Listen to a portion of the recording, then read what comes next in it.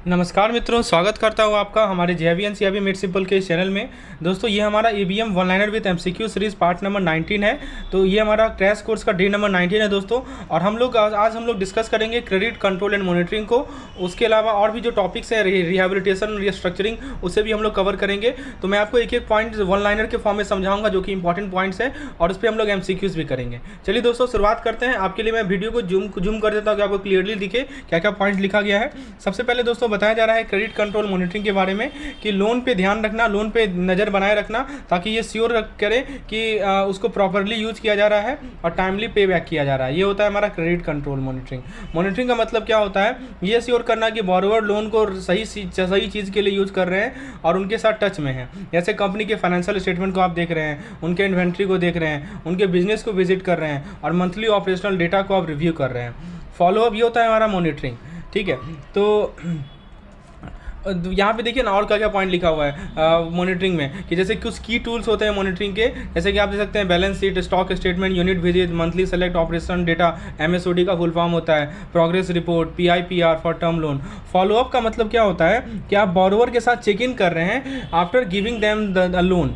मतलब आपने लोन दे दिया और फिर आप देख रहे हैं कि बोरोवर के साथ after giving them a loan, तो ये श्योर करते हैं कि वो जो जिस चीज़ के लिए लोन दिया गया, जो उन्होंने प्रॉमिस किया था वही कर रहे हैं, और यदि उनको कोई ट्रबल है तो उनको आप हेल्प कर रहे हैं। तो इसका एम ये है कि ensure compliance with advance term.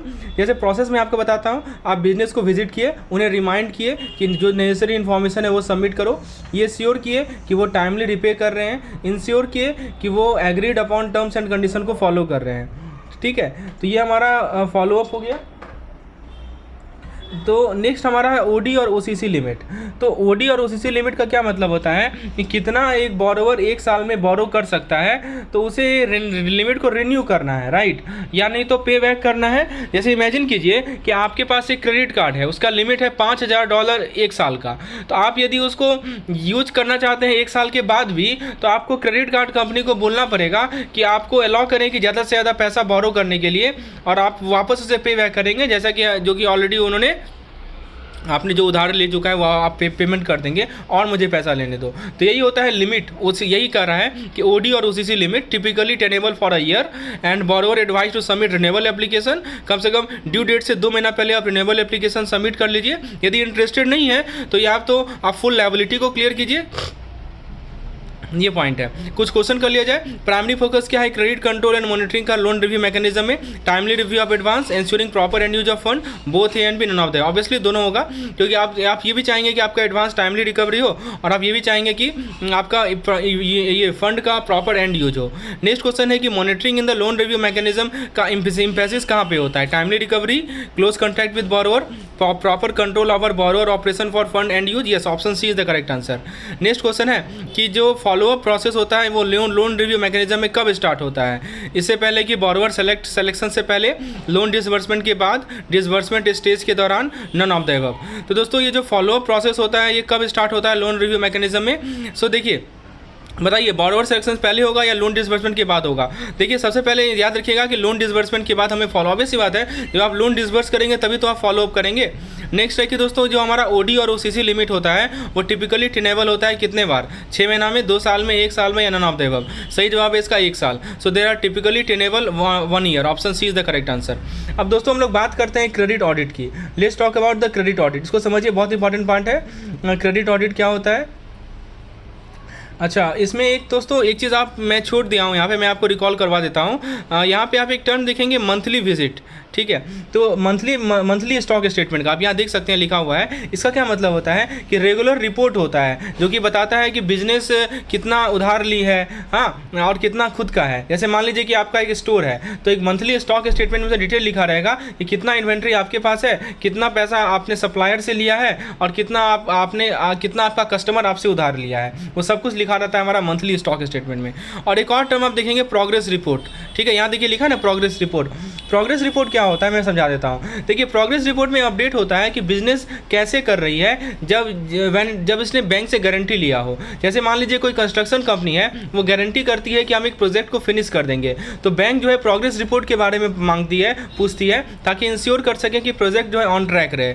एक टर्म आप देखेंगे PIPR। बेसिकली डिटेल रिपोर्ट होता है बिजनेस के प्रोग्रेस के बारे में जिसने टर्म लोन लिया है। जैसे मान लीजिए कि कोई मैन्युफैक्चरिंग कंपनी है, उसने एक लोन लिया अपने प्रोडक्शन को एक्सपेंड करने के लिए, तो ये जो प्रोजेक्ट रिपोर्ट होता है ना, उसमें सारा डिटेल होता है कि कैसा एक्सपेंशन चल रहा है और क्या बिजनेस अपने टारगेट को मीट कर रही है नहीं कर रही है।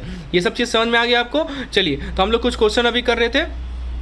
अब दोस्तों हम लोग आगे बढ़ते हैं, क्रेडिट ऑडिट को समझते हैं। क्रेडिट ऑडिट के बारे में देखिए क्या पॉइंट बताया जा रहा है कि क्रेडिट ऑडिट का मतलब ये चेक करना कि बैंक अपने लोन को कैसे मैनेज कर रही है। जैसे मान लीजिए कि बैंक ने बड़ा लोन दे दिया किसी कंपनी को कि वो एक नया फैक्ट्री बनाए, नया फैक्ट्री बिल्ड करे, तो क्रेडिट ऑडिट में श्योर किया जाएगा कि बैंक ने सारे रूल को फॉलो किया। लोन जब वो दे रही थी तो लोन को डिसाइड करने में सारे रूल को फॉलो किया। और दोस्तों इस बात पे भी नज़र रखी हुई है कि कंपनी कैसे पैसे को यूज कर रही है। तो देखिए कुछ की पॉइंट्स है क्रेडिट ऑडिट के बारे में कि कौन कंडक्ट करता है, इंटरनल स्टाफ कंडक्ट करते हैं। ये बहुत सारी क्रेडिट फंक्शन को एग्जामिन करता है। इसका फोकस होता है compliance with bank sanction and push. फिर से मैं बता दूं, बैंक ने लोन दे दिया बड़ा लोन दे दिया कंपनी को ताकि एक नया फैक्ट्री बनाए, तो क्रेडिट ऑडिट ये श्योर करेगा कि बैंक सारे रूल को फॉलो करे जब लोन के बारे में डिसाइड करे, और फिर ये भी देखे कि कंपनी पैसे को कैसे यूज कर रही है। समझे, ये होता है हमारा क्रेडिट ऑडिट। अब लीगल ऑडिट क्या होता है वो समझिए। लीगल ऑडिट का मतलब ये श्योर करना कि बैंक के पास सारे नेसेसरी लीगल डॉक्यूमेंट है बड़े लोन के लिए। जैसे मान लीजिए कि कोई आदमी है, वो बहुत बड़ा लोन लेता है बैंक से कि वो घर बनाएगा, तो लीगल ऑडिट के में क्या होगा, ये चेक किया जाएगा कि जितने भी प्रॉपर्टी के पेपर हैं, लीगल डॉक्यूमेंट्स है, वो सही तरीके से ऑर्डर में हैं, और इंश्योर किया जाएगा कि बैंक को प्रोटेक्शन मिले यदि कुछ गलत हो जाए तो। अब देखिए इसमें क्या है, ये हमारा RBIA यानी रेगुलर ऑडिट एक्सरसाइज का एक हिस्सा है।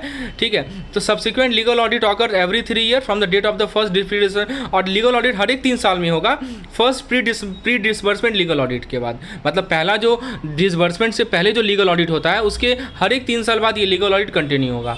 अब जरा बात कर लेते हैं हम लोग स्टॉक ऑडिट की। स्टॉक ऑडिट को समझिए, 3 तरह का ऑडिट मैंने बताया आपको, क्रेडिट ऑडिट, लीगल ऑडिट और स्टॉक ऑडिट। स्टॉक ऑडिट में ये चेक किया जाता है कि कंपनी ने जितना खरीदा है उसका क्या कंडीशन है, उसका क्या वैल्यू है। जैसे मान लीजिए गुड्स हो गया, प्रोडक्ट हो गया, ठीक है, तो जो उन्होंने बैंक को प्रॉमिस किया है कि they have promise to bank, तो उसका क्या वैल्यू है, उसका क्या कंडीशन है। मैं आपको एग्जांपल लेके समझाता हूँ। जैसे मान लीजिए कोई रिटेल स्टोर है, वो अपने इन्वेंट्री को कोलेट्रल के रूप में लिया किसी लोन के लिए, यानी रिटेल स्टोर ने लोन लिया और अपने जो इन्वेंट्री है उसको गिरवी लगा दिया। ठीक है, तो स्टॉक ऑडिट के अंदर क्या होगा कि कोई आदमी चेक करेगा कि स्टोर का स्टॉक क्या है, ताकि ये श्योर कर सके कि ये वर्थ है व्हाट द कंपनी से इट इज। मतलब सही में जो कंपनी कर रही है कि हाँ इसका इतना वैल्यू है हमारे इन्वेंट्री का, वो उतना है या नहीं है। इंश्योर करना कि बैंक को प्रोटेक्शन मिले यदि कंपनी लोन रिपे ना कर पाए, और ये भी श्योर करता है कि स्टॉक को प्रॉपरली हम लोग स्टॉक करें, स्टोर करें, इंश्योर्ड हो और कोई आउटडेटेड ना हो। सिंपल भाषा में बात करें दोस्तों, तो ये जो ऑडिट्स मैंने आपको 3 ऑडिट्स बताया, ठीक है। अब देखिए यहाँ पे कुछ नियम है, वो भी आपको बता देता हूँ। इसे हम लोग इन्वेंट्री और रिसेबल ऑडिट करते हैं। पर्पस होता है कि safety, suitability, reliability of stock book depth देखना। अब देखिए 1 करोड़ एंड एबव, इसमें क्या है कि annual stock audit for borrower account. अब देखिए 1 करोड़ से ऊपर का होता है normal, moderate, high risk and unrated account के लिए, और 5 करोड़ से ऊपर होता है लो रिस्क रेटेड अकाउंट के लिए। ठीक है, तो ये जो तीनों ऑडिट है ये चेकअप्स होता है, ये श्योर करना कि सब कुछ ऑर्डर में है, बैंक का लोन प्रॉपर्ली मैनेज हो रहा है, लीगल एस्पेक्ट को कवर हो रहा है, और जो चीज़ कंपनी ने प्रॉमिस किया है कोलेट्रल के रूप में वो एक्चुअली वैल्यूएबल है और वो सही कंडीशन में है। तो ये क्रेडिट ऑडिट हमें बताएगा कि कंपनी ने बोला कि चलो ये मेरा इन्वेंट्री है और तुम इसे गिरवी रख लो, लेकिन जिस चीज़ को गिरवी रखा गया है वो क्या सही में वैल्यूएबल है या नहीं है, ये कौन इंश्योर करेगा? ये क्रेडिट ऑडिट इंश्योर करेगा। लीगल ऑडिट लीगल एस्पेक्ट को डील करता है, सॉरी ये स्टॉक ऑडिट डील करेगा। मैंने आपको स्टॉक ऑडिट के बारे में बताया, और क्रेडिट ऑडिट अलग पार्ट है। पहला सवाल, who typically conduct credit audit in bank? External auditor, legal expert, internal staff with sufficient credit experience, loan officer. तो ये इंटरनल स्टाफ कंडक्ट करते हैं क्रेडिट ऑडिट को। नेक्स्ट क्वेश्चन है कि आरबीआई कब मैंडेट करती है लीगल ऑडिट को टाइटल डीड के लिए और दूसरे डॉक्यूमेंट के लिए? ठीक है, for all loan account, only for loan account with credit exposure of 5 crore and more every year, only for secured loan. देखिए जिसका क्रेडिट एक्सपोजर 5 करोड़ से ज़्यादा है ना, उसी लोन के लिए आरबीआई लीगल ऑडिट को मैंडेट करती है टाइटल डीड्स के लिए, अदर डॉक्यूमेंट्स के लिए। फ्रेंड्स आपके लिए हमारे पास एवीएम का कैप्सूल कोर्स है। कैप्सूल कोर्स बहुत इंपॉर्टेंट कोर्स है for revising AVM in a one go. एवीएम के इंटायर कंटेंट को आपको तुरंत रिवाइज करना है, तो ये सबसे इंपॉर्टेंट कोर्स है दोस्तों। इसमें केवल आपको रिविजन ही नहीं, रिविजन के अलावा मैं आपको क्विजेस भी प्रोवाइड कर रहा हूँ, सफिशिएंट मॉक टेस्ट प्रोवाइड कर रहा हूँ, ताकि फास्टली आप 100 क्विजेस को अटेम्प्ट कर लें। पेज वाइज आप क्विजेस को अटेम्प्ट कर लें, तो पेज वाइज आप करते जाएंगे तो क्या होगा कि आपको कंसेप्ट क्लियर होते जाएगा। अब देखिए, आपने एक बार पढ़ लिया तो वन लाइनर पीडीएफ से फार्मूला पीडीएफ भी मैं आपको प्रोवाइड कर रहा हूँ ताकि सारे इंपॉर्टेंट फार्मूला को एक जगह रिकॉल कर पाएँ। तो आपने one liner PDF, formula PDF से कंसेप्ट क्लियर कर लिया, फिर आपने क्विज अटेम्प्ट कर लिया और मात्र 75 रुपये में आपको ये पार्टिकुलर कोर्स मिल रहा है। तो इस कोर्स को ऑप्ट करने के लिए हमारे ऐप को इंस्टॉल कर लें या मुझे इस नंबर पर व्हाट्सएप करें, आपको सारा डिटेल मिल जाएगा। तो दोस्तों हम लोग कुछ क्वेश्चन कर लेते हैं। क्या प्राइमरी पर्पज है स्टॉक ऑडिट का बैंक में?